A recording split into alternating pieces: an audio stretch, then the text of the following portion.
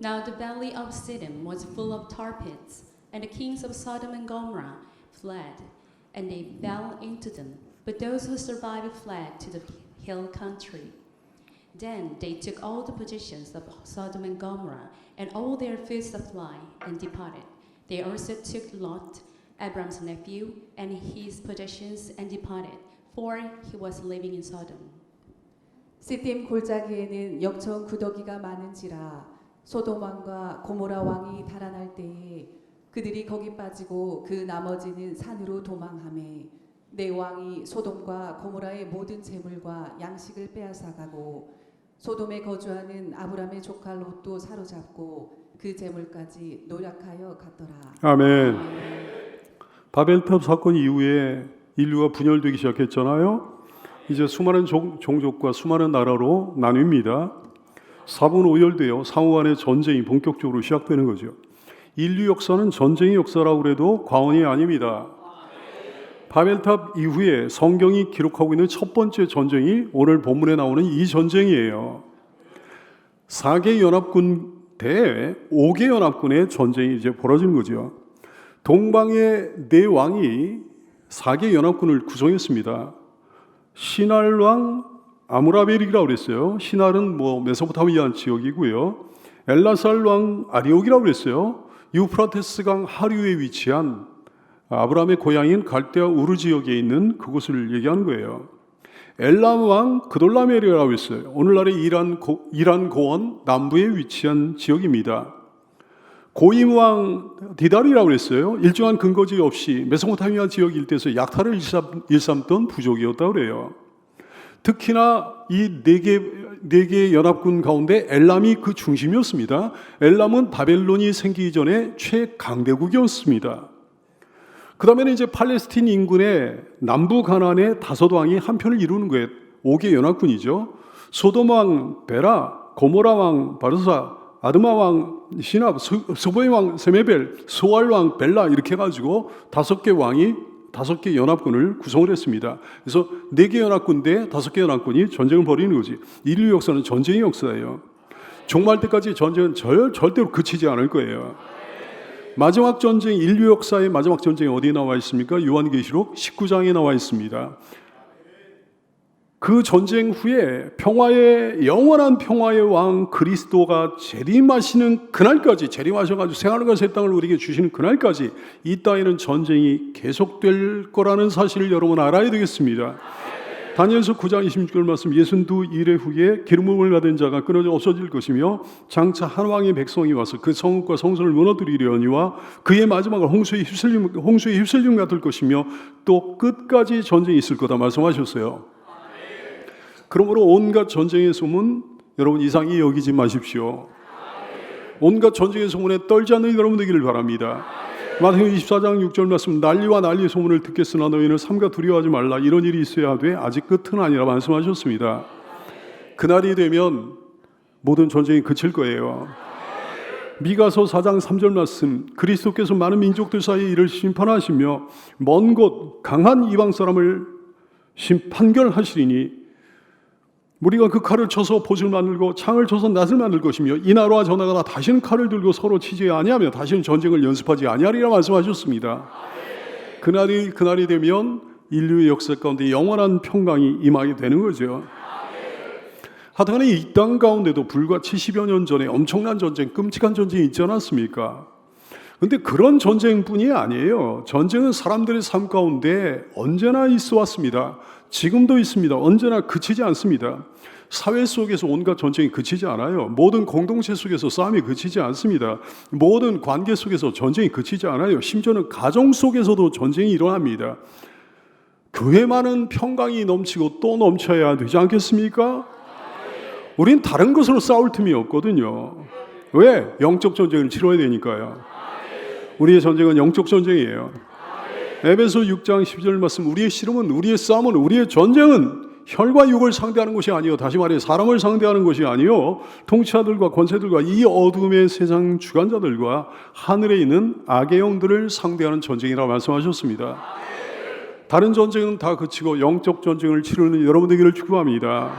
영적 전쟁에 집중하기 바랍니다. 그래야 꼭 승리하는 성도가 되기를 축원합니다. 오늘 본문의 전쟁, 그 당시의 전쟁 어떻게 해서 벌어지게 된 겁니까? 힘이 약했던 팔레스틴 인근의 소국들이요. 팔레스틴 인근의 소국들이 힘이 약했었거든. 그래서 12년 동안 엘람 왕 그돌라메를 섬겨왔습니다. 근데 이제 힘이 좀 생긴 거예요. 그러자 엘람 왕에 대한 조공을 거부했던 거죠. 4절 말씀, 이들이 12년 동안 그돌라메를 섬기다가 제13년에 배반했다 그랬어요. 당연히 엘람 왕으로서는 가만히 있을 수가 없었던 거죠. 진압을 해야 되죠. 세상의 주종관계란 이런 거예요. 참 부질없습니다. 참 아슬아슬합니다. 그간 팔레스틴의 소국들이 엘람 왕을 진심으로 전심으로 섬겼을까요? 감사해서 섬겼을까요? 그돌라멜 왕을 행복하게 섬겼을까요? 기쁨으로 섬겼을까요? 당연히 아니죠. 힘이 약해서 할 수 없이 섬겨왔던 거죠. 강한 힘에 굴복해서 할 수 없이 섬겨왔던 거죠. 한을 품고 섬겨왔던 거죠. 이를 갈면서 섬겨왔던 거죠. 그러니 틈만 엿보고 있는 거예요. 은밀하게 자기 힘을 기르는 거지. 상대의 힘이 약해지기를 바라고 또 바라는 거지. 틈만 생기면, 기회가 생기면 배신하는 거예요. 반역하는 거예요. 뒤집어 엎는 거예요. 복수하려고 하는 거예요. 이것이 그들의 관계입니다. 그들의 주종관계입니다. 여러분, 우리에게도 주종관계가 있잖아요. 우리는 종이에요. 주님이 우리의 주님이십니다. 시편 119편 140절 말씀, 주의 말씀이 심히 순수함으로 주의 종이 이를 사랑하나이다. 이것이 여러분의 고백인가요? 주님 사랑합니까? 여러분, 주님을 전심으로 진심으로 섬기고 있나요? 감사함으로 섬기고 있나요? 행복하게 섬기고 있나요? 기쁨으로 섬기고 있죠? 이것이 우리와 그들의 차이점이죠. 엘람 왕이 일으킨 동방의 4개의 연합군은 가나안 땅에 반란을 진압하기 위해서 가나안 땅으로 치고 내려옵니다. 근데 반역을 일으킨 5개 연합군을 직접 치지 않아요. 우회해가지고 가나안 땅의 다른 족속들을 치면서 내려옵니다. 왜? 2가지 이유가 있습니다. 첫 번째 이유, 가나안 땅 주변 족속들이 5개 연합군을 배후에서 도와주지 못하도록 하기 위해 가지고 먼저 그들을 치는 거예요. 두 번째 이유, 5개 연합군의 계략을 봉쇄하기 위해서 주변 나라들을 먼저 치는 거예요. 5개 연합군의 계략이 뭐였겠습니까? 조금 이따 나오는데요. 역청의 함정이에요. 그걸 분쇄하기 위해 가지고 이렇게 다른 족속들을 먼저 치면서 내려오는 거예요. 5절 말씀에 보니까 르바 족속을 쳤다 그랬어요. 르바 족속은 르바임 족속이에요. M 족속을 쳤다 그랬어요. 르바 족속과 M 족속은 거인족입니다. 이스라엘 이전에 팔레스틴 땅에 거주하던 초기 원주민이에요. 르바라는 단어 자체가 크다라는 뜻을 가지고 있거든요. 그냥 거대했던 사람들이 거인족이에요. 아낙 족속, M 족속과 함께 르바 족속은 거인족입니다. M 족속에 대한 기사는 다음과 같아요. 신명기 2장 10절 말씀, 이전에는 에임 사람은 M 사람을 얘기하는 거예요. M 족속을 얘기하는 거예요. 거기에 거주하는데 아낙 족속같이 강하고 많고 키가 컸다 그랬어요. 신명기에 보면 르바 족속의 마지막 남은 자가 누군가니 바산왕 옥이었습니다. 바산왕 옥에 대한 이야기는 여러분 많이 얘기를 들어왔죠? 신명기 3장 11절 말씀, 르바임 족속의 르바 족속의 남은 자는 바산왕 옥뿐이었으며 그의 침상은 철침상이라. 아직도 아무 전설에 야바 있지 아니하냐. 근데 그 침상을 사람의 보통 규빗으로 재면 그 길이가 9규빗이요 너비가 4규빗이니라 이렇게 말씀했어요. 길이가 4.1m에 이르고 넓이가 1.8m에 이르는 그런 거대한 침상에서 그가 잠을 잤다는 거예요. 오늘날 세계 도처에서 특히 그쪽 인근에서 중동 지방에서 거인족 유골이 많이 발굴되고 있다는 사실 여러분 압니까?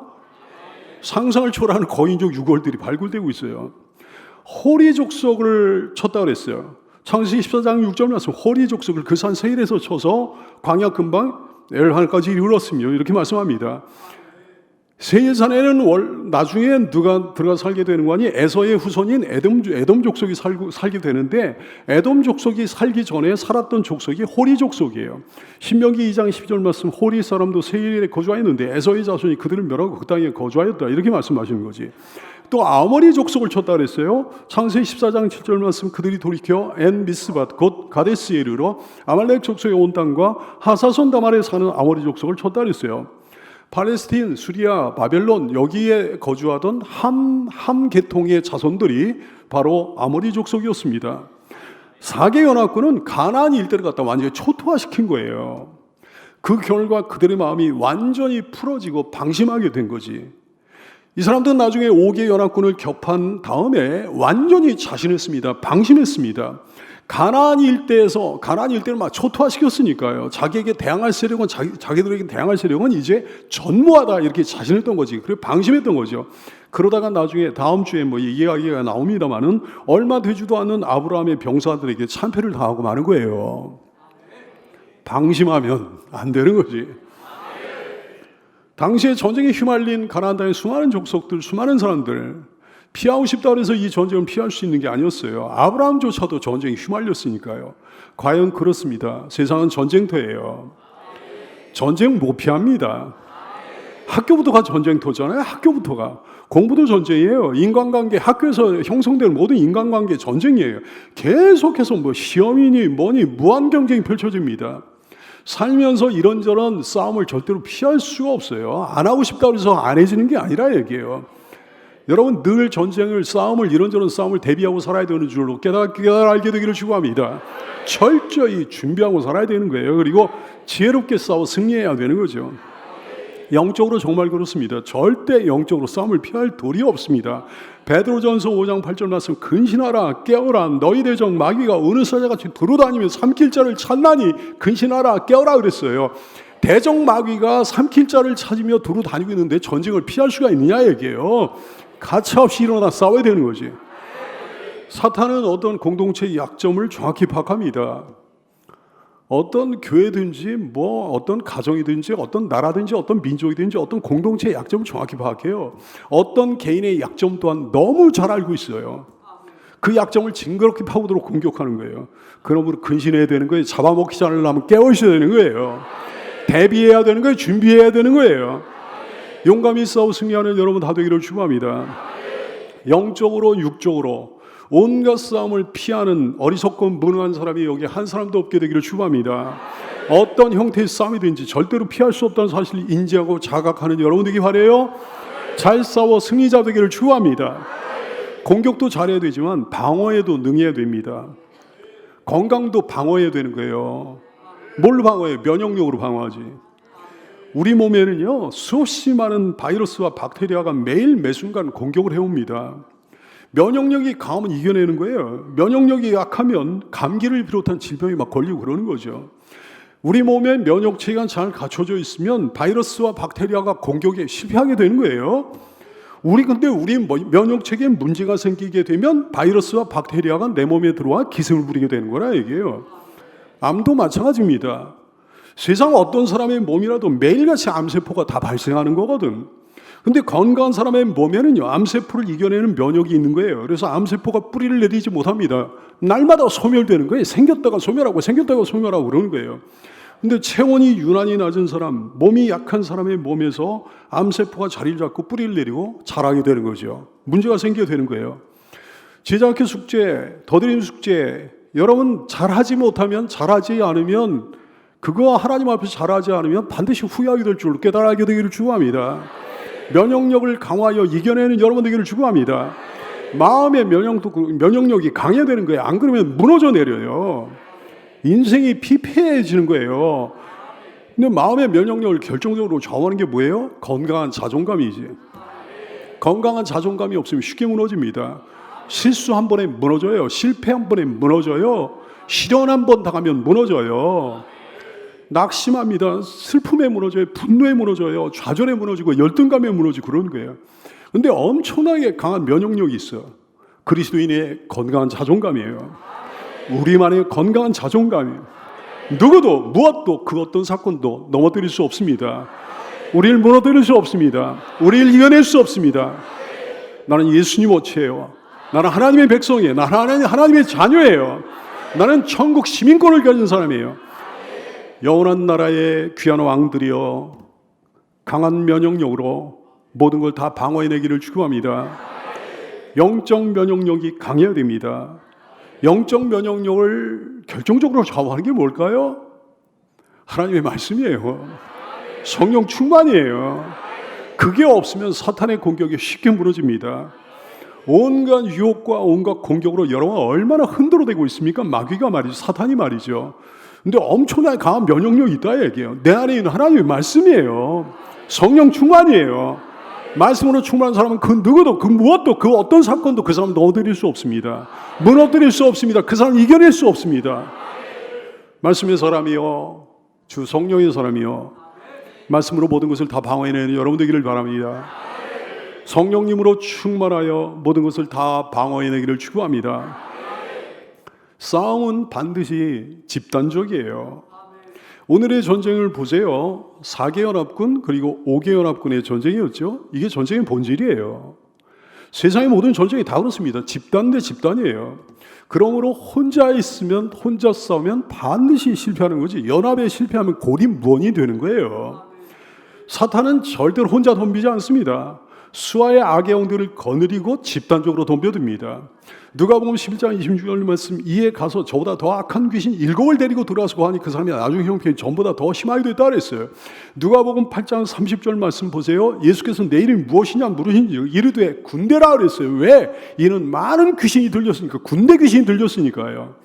사탄의 종들, 사탄의 종로로 사는 사람들도 혼자 덤비지 않아요. 수많은 사람들이 선동해가지고 함께 덤빕니다. 집단적으로 덤빕니다. 집단적으로 대합니다. 세력화하여 우리를 괴롭힙니다. 어떻게 상대해야 되겠습니까? 독불장군 신자는 절대로 이겨낼 수 없는 거예요. 독불장군 신자는 신자도 아니에요. 혼자서 안 됩니다. 혼자서 이길 수 없습니다. 그러므로 요한복음 13장 35절을 통해서 예수님께서 간곡히 당부하신 거예요. 너희가 서로 사랑하면 이로써 모든 사람이 너희가 내 제자인 줄 알리라 그러셨어요. 주님의 제자라는 증거가 여러분에게 있습니까? 전도서 4장 9절 이하의 말씀, 두 사람이 한 사람보다 나오면 그들이 수강으로 좋은 상을 얻을 것입니다. 혹시 그들이 넘어지면 하나가 그 동물을 붙들어 일으키려니와 홀로 있어 넘어지고 붙들어 일으킬 자가 없는 자에게 화가 있다고 그러셨어요. 혼자 다니고 혼자 싸우고 뭐 혼자 신앙생활하고 그런 사람에게 화가 있다고 그러신 거예요. 전도서 4장 12절 말씀, 한 사람이면 패하겠거니와 두 사람이면 맞설 수 있나니 삼겹살은 쉽게 끊어지지 아니하느니라 그러셨어요. 사랑하는 여러분, 똘똘 뭉쳐 하나 되어야 되는 줄 알게 되기 바랍니다. 우리 사랑하자고요. 더 사랑하자고요. 우리 더 똘똘 뭉치자고요. 영적 동맹으로 싸움에서 승리하는 우리가 되기를 소원합니다. 이렇게 할 때 하나님께서 우리를 도와주시는 거예요. 천사들도 우리를 도와주는 거예요. 여러분 결코 혼자가 아니에요. 하나님의 사람 엘리사의 사환이 일찍 일어나서 나가보니 군사와 말과 병거가 성읍을 에워쌌다 그랬어요. 그의 사환이 엘리사에게 말하되, 내 주여, 우리가 어쩌면 좋겠습니까? 우리가 큰일 났습니다. 그랬더니 대답하되, 두려워하지 말라. 우리와 함께한 자가, 우리와 함께한 천군 천사가 그들과 함께한 자보다 많다 그랬어요. 기도하여 이르되, 여호와여 원하건대 그의 눈을 열어서 보게 하옵소서. 영안을 열어서 봤더니 육적인 눈에는 띄지 않았던 천군 천사가 보이는 거예요. 여호와께서 그 청이의 눈을 열어주시며 그가 보니 불말과 불병과 산에 가득하여 엘리사를 둘렀더라 그랬어요. 영안을 열어 여러분을 돕고 있는 천군 천사를 보게 되기를 축원합니다. 히브리서 1장 14절 말씀, 모든 천사들은 섬기는 영으로서 구원받을 상속자들, 여러분 같은 상속자들을 위하여, 천국의 상속자들을 위하여 섬기라고 보내심이 아니냐 말씀하셨습니다. 이 사람들은 시딤 골짜기에서 최종 전투를 벌이게 됩니다. 시딤 골짜기에는 역청 구덩이가 많았거든요. 역청이란 간단히 말하면 천연 아스팔트입니다. 고대에는 시딤 골짜기 북쪽에 넓은 역청 구덩이들이 많이 있었다는 거예요. 고대 최고의 역사가 요세푸스라고 하는 사람이 있습니다. 이 사람은 사해를 갖다가 아스팔트 호수다 이렇게 부르기도 했습니다. 지금도 사해 부근에 작은 지진이 일어나고 그러면요, 아스팔트가 막 수면에 뜬다 그래요. 소돔왕을 비롯한 가나안의 다섯 왕은 역청 구덩이를 너무 잘 알고 있는 사람들입니다. 그 근처에 살고 있는 사람들이잖아요. 그들은 사해 특유의 지형지물을 이용해서 4개 연합군의 공격을 방어하려는 전략을 세운 거예요. 4개 연합군 공격자들은 역청구덩이를 잘 모를 거라고 생각을 한 거죠. 그래서 4개 연합군의 군사들을 역청구덩이에 몰아넣으려는 전략을 수립한 것 같아요. 근데 여러분 어떻게 됐습니까? 결과가 어떻게 됐나요? 그들의 전략대로 됐습니까? 그들의 계획대로 됐나요? 아니요. 그들의 전략, 그들의 의도와는 너무나 판이한 결과가 벌어지고 마는 거예요. 10절 말씀, 시딤 골짜기에 역청구덩이가 많은지라 소돔 왕과 고모라 왕이 달아날 때 아니 소돔왕과 고모라 왕이 적들이 거기에 빠져야 되는데 그들이 거기에 빠졌다 그랬어요. 나머지 사람들 도망했다 그랬어요. 거기서 전쟁이 판가름 난 거죠. 동방의 4개 연합군이 팔레스틴 5개 연합군을 깨고 승리하게 됩니다. 아이러니예요. 아이러니 중에 아이러니예요. 시딤 골짜기는 5개 연합군의 본거지잖아요. 그래서 자기들의 지형지물을 이용해 전쟁을 벌이고자 했던 거예요. 그걸 이용해가지고 그걸 함정으로 이용하고자 했던 거예요. 그걸 함정으로 이용해가지고 승리하고자 했던 거예요. 근데 도리어 자신들이 거기 빠지고 만 거예요. 도리어 자신들이 준비해놓은 함정에 자신들이 빠지고 만 거예요. 인간은 항상 그렇습니다. 나름대로의 지혜를 가지고 최선의 노력을 다해보는 거지. 그걸로 만족합니다. 최선의 전략을 세워보고 그걸로 만족해. 그걸로 안심합니다. 그걸로 됐다고 여겨. 우린 됐다고 여겨. 근데 웬걸요? 그 모든 게 아무런 소용도 없는 거예요.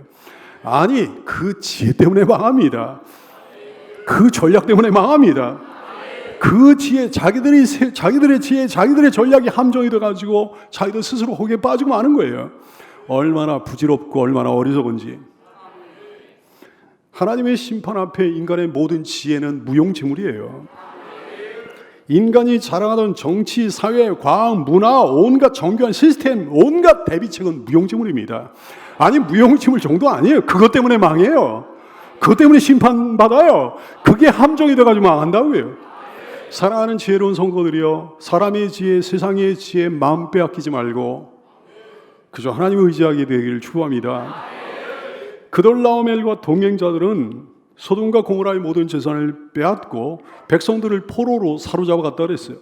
11절 12절 말씀, 내 왕이 내 연합군이 소돔과 고모라의 모든 재물과 양식을 뺏어가고 소돔에 거주하는 아브라함의 조카 롯도 사로잡고 그 재물까지 노력하여 갔더라 그랬어요.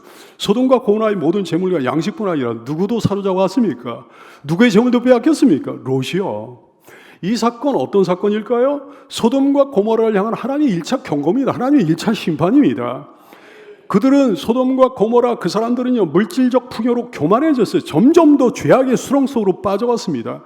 창세기 13장 13절 말씀하잖아요. 소돔 사람은 여호와 앞에 악하며 큰 죄인이었더라 이렇게 말씀해요. 특히나 동성애가 만연했어요. 하나님께서는 그들을 징벌하기로 작정했습니다. 그래서 그들로 하여금 스스로 자기의 힘을 착각하게 만들었습니다. 착각 그 자체가 심판이라는 거 여러분 아시는지요? 그래서 그돌라오멜을 반역해요. 착각해가 자기 힘을 착각해가 그돌라오멜을 반역해 일어나게 하신 거예요. 싸우게 하신 거예요. 그리고 패하게 하신 거죠. 모든 물질적인 풍요와 복을 빼앗아가셨습니다. 교만하고 뻣뻣했던 허리를 강제로 꺾으셨습니다. 그들이 그때 정신 차렸으면 얼마나 좋았을까요? 기회를 주실 때 회개했으면 얼마나 좋았을까? 기회를 주실 때 돌이켰으면 얼마나 좋았을까요? 만약에 그랬다면 전쟁에 패배한 것이 도리어 복이 됐을 건데, 육신적으로 망한 것이 도리어 복이 됐을 건데, 모두들 알고 있잖아요. 그들은 회개하지 않았습니다. 돌이키지 않았습니다. 그래서 나중에 전쟁에서 진 것과는 비교도 안 되는 끔찍한 심판을 받게 됩니다. 유황불 심판을 받게 되는 거예요. 1차적인 심판은 육신적 심판이에요. 재물의 심판이라든가 몸의 심판이라든가. 근데 지옥 갈 사람들은요 육신적 심판에도 결코 돌이키지 않습니다. 회개하지 않습니다. 끄떡도 안 합니다. 그래서 결국은 영원한 지옥의 형벌을 받게 되는 거예요. 하나님 경고하십니다. 잠언서 29장 1절 말씀, 자주 책망을 받으면서 목이 곧은 사람은 갑자기 패망을 당하고 피하지 못하리라 하셨어요. 사랑하는 여러분 지옥 갈 사람들이 아니잖아요. 기회를 주실 때 돌이켜 복을 받아 누리는 여러분 되기를 축원합니다. 소돔 성으로 이주해 살던 롯도 이때 환난을 당하게 되는 거예요. 전쟁의 소용돌이 휘말렸어요. 재산을 약탈당했습니다. 포로로 잡혀가게 됐습니다. 12절 말씀, 소돔에 거주하는 아브라함의 조카 롯도 사로잡고 그 재물까지 노력하여 갔더라 그랬어요. 뜻밖의 환난이에요. 아니 롯이 이런 환난을 생각하고 그 땅을 선택했던 건 아니지 않겠습니까? 복을 기대하며 그 땅으로 갔던 거거든. 평강을 기대하면서 소돔에 갔던 거거든. 부귀영화와 쾌락을 기대하면서 그 땅을 선택했거든. 처음에는 자기 뜻대로 자기 바람대로 되는 거 같았습니다. 소돔 성은 물질적으로 풍요롭고 번성했던 곳이었어요. 삶의 환경 자체가 좋았습니다. 롯도 거기 사는 중에 가축들이 많아졌어요. 종들도 많아졌어요. 행복한 것처럼 보였습니다. 그러나 그 모든 게 일장춘몽이었어요. 여러분 하나님께 불순종하고 있다면 지금은 괜찮다고 괜찮은 게 아니라는 사실을 알아야 되겠습니다. 하나님께 불순종하고 있다면 지금 잘 살고 있다고 잘 살고 있는 게 아니라는 사실을 알아야 되겠습니다.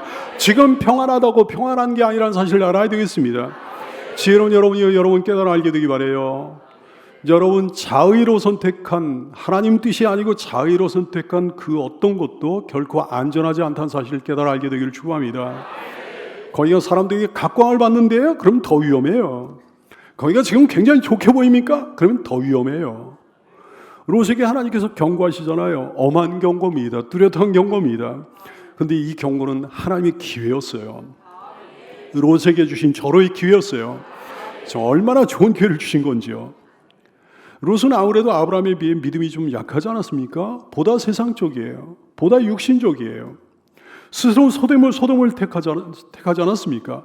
소돔은 여호와 보시기에 악한 도시였거든요. 하나님이 절대로 거기 가기를 원치 않으셨거든요. 근데 롯은 자기 발로 거기 걸어간 거예요. 자기 발로 거기 가서 섞여 살았던 거예요. 왜? 소돔의 풍요로움 때문에, 세상적인 재미 때문에. 사랑하는 여러분 절대 그러지 말게 되기를 바랍니다. 믿음으로 선택해야죠. 신앙으로 선택해야죠. 소망으로 선택해야죠. 근데 하나님은 그런 롯에게 관심을 가지셨어요. 롯을 버리지 않으신 거지. 롯으로 하여금 롯의 선택이 결코 옳지 않았다는 걸 깨달아 알게 하기를 원하셨던 거예요. 그래서 하나님께서 그 모든 일을 주관하셨던 거지. 배후에서 전쟁을 일으키신 거예요. 환란으로 롯을 몰아넣으셨던 거예요. 만약에 롯에게 전혀 관심이 없으셨다면 멸망당하는 그날까지 아무 일도 없었을지도 모르겠습니다. 과연 하나님이 관심을 끊어버리신 사람들 많아요. 하나님이 사랑하시지 않는 사람들, 유기하신 사람이에요. 마귀에게 속한 사람이에요. 천국 못 갈 사람, 지옥 갈 사람이요. 하나님께 반드시 심판받을 사람들이요. 이런 사람들 중에 상당수는 하나님께서 아예 징계를 안 하십니다. 잘 먹고 잘 살다 갑자기 멸망당하는 거예요. 갑자기 심판당하는 거예요. 데살로니가전서 5장 3절 말씀에 그러셨어요. 그들이 평안하다 안전하다 할 그때 임신한 여자에게 해산의 고통이 이름같이 멸망이 갑자기 그들에게 이르니 결코 피하지 못하리라 하셨습니다. 시편 73편 17절 이하의 말씀, 하나님의 성소에 들어갈 때야 그들의 종말을 내가 깨달았나이다 그랬어요. 그들은 어떤 사람들이요? 하나님을 안 믿으면서 하나님을 대적하면서 잘 먹고 잘 사는 사람들이요. 근데 하나님의 성소에 들어갈 때야 그들의 종말을 내가 깨달았나이다. 주께서 참으로 그들을 미끄러운 곳에 두시며 파멸에 던지시니 그들이 어찌하여 그리 갑자기 황폐되었는가 놀랄 정도로 그들은 전멸하였나이다 그랬어요. 그 사람들 잘 먹고 잘 살다가 죽을 때도 편안하게 죽었다 그랬거든요. 그래 시편 기자가 시험에 들었다 그랬거든요. 근데 나중에 알고 보니까 지옥에 떨어졌다 얘기해요. 그런 사람은 어차피 하나님 말씀에 꿈쩍도 안 합니다. 하나님 경고에도 꿈쩍도 안 합니다. 들은 척도 안 합니다. 하나님 두려움이 전혀 없어요. 그런 사람이 여기 한 분도 없는 줄로 믿습니다. 기회를 주실 때 재빨리 돌이키는 여러분 되기를 바라요. 기회를 주실 때 복으로 전환하는 여러분 되기를 축원합니다. 하나님이 사랑하시는 사람이 빗나가면 반드시 경고하셔요. 어떨 때는 말씀을 통해 경고하시고 징계를 통해 경고하시고 잘못된 길에서 돌이키라고 경고하십니다. 오늘 사건도 그렇습니다. 하나님이 이 사건을 통해 롯에게 경고하시는 거죠. 거기서 나오렴. 소돔은 가망이 없단다. 소돔에 대한 미련을 버리렴. 이번에는 내 삼촌 아브라함을 통해 네가 구원받을 수 있겠으나 다음에는 정말 큰일을 당할 수 있단다. 거기서 나오렴. 기회를 주실 때 소돔에서 나왔다면 괜찮았을 건데 근데 안 들었잖아요. 미련을 버리지 못했잖아요.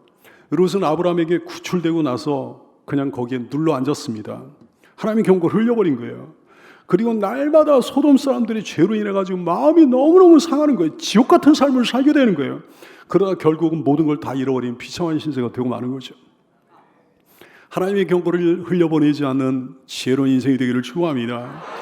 기회를 주실 때 돌이켜 복을 붙잡는 여러분 다 되기를 예수님의 이름으로 축원합니다.